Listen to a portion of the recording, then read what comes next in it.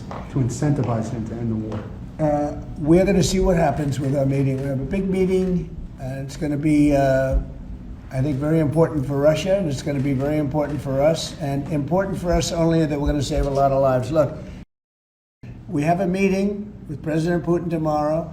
I think it's going to be a good meeting, but the more important meeting will be the second meeting that we're having. We're going to have a meeting with President Putin, President Zelenskyy, myself, and maybe we'll bring some of the European leaders along, maybe not. I don't know that it's going to be very important. We're going to see what happens. And I think President Putin will make peace. I think President Zelenskyy will make peace. We'll see if they can get along. And if they can, it'll be great. You know, I've solved 6 wars in the last 6 months, a little more than 6 months now, and I'm very proud of it. I thought the easiest one would be this one. It's actually the most difficult. Mr. President, go ahead, please. Mr. President, thank you. Do you think this summit and the incentives for peace you are putting on the table could end up rewarding Putin for his invasion of Ukraine? And what kind of signal do you think that could potentially send to other aggressors? No, I don't think it's a reward. I think that what we have is a situation that should never have started, should have never started. It didn't start under me, and for 4 years it wasn't even discussed. And I could see it was going to happen after I left. I could see what was happening. Everything that we did was wrong. Everything that was done was wrong. Everybody's to blame. Putin's to blame. They're all to blame. This is a war that would have never happened. The other question. Mr. President. Does Putin have a strong hand tomorrow? Well, he came to our country, and I heard CNN fake news talking about that was a big win for him. Normally, you would say the opposite, but they said, oh, it's a big win that he came here. Normally, we would say the opposite, you know, he came here. I think that President Putin would like to see a deal. I think if I weren't president, he would take over all of Ukraine. It's a war that should have never happened. Mr. President. If I weren't president, in my opinion, he would much rather take over all of Ukraine. But I am president, and he's not going to mess around with me. Mr. President, on Russia, Mr. President, would you support or agree to reducing NATO troops in Europe, in countries like Poland, in order to get Russia to agree to a peace deal?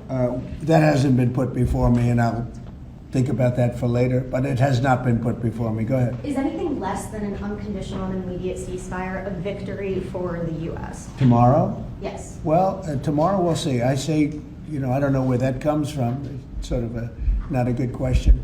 I would say that tomorrow, all I want to do is set the table for the next meeting, which should happen shortly. I'd like to see it happen very quickly, very shortly after this meeting. I'd like to see it actually happen maybe in Alaska, where we just stay because it's so much easier. But I think that it's going to be very interesting. We're going to find out where everybody stands, and I'll know within the first 2 minutes, 3 minutes, 4 minutes, or 5 minutes, like we tend to find out, whether or not we're going to have a good meeting or a bad meeting. And if it's a bad meeting, it'll end very quickly. And if it's a good meeting, we're going to end up getting peace in the pretty near future. Okay? How about one more? It's rampant in D.C. It's rampant in our generally blue-run cities. And they've got to do something about it, or they're never going to win another election. And instead of calling me a dictator, they like to say Trump's a dictator. Trump's a dictator. Well, I had calls from many, many friends, including Democrats. I have a lot of Democrat friends, but they're normal people. And they were thanking me so much for what I'm doing in D.C. They feel so safe already.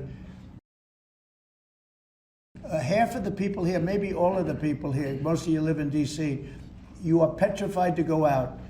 And you're liberal, and if you're liberal, you're going to have to change. You're Democrats, you're going to have to change your ways. So we will have crime under control very shortly in D.C., but they're record numbers. And sadly, what I guess the mayor did, but whoever it was, they asked the numbers to be fudged so that it would show less crime than the fact. The fact is, it's worse than it's ever been, and we will have it just like we did at the border, where the borders are totally in great shape right now, the best ever, record-setting shape. We'll have the crime situation solved in D.C. very soon. And we're also going to beautify the city. We have a beautiful city, but you can't have graffiti, and you can't have roads with potholes, and you can't have the medians, the dividers in the roads falling down on the street. We're going to be beautifying the city, making it really beautiful. We're going to be getting the criminals the hell out of here. We don't want the criminals in Washington, D.C.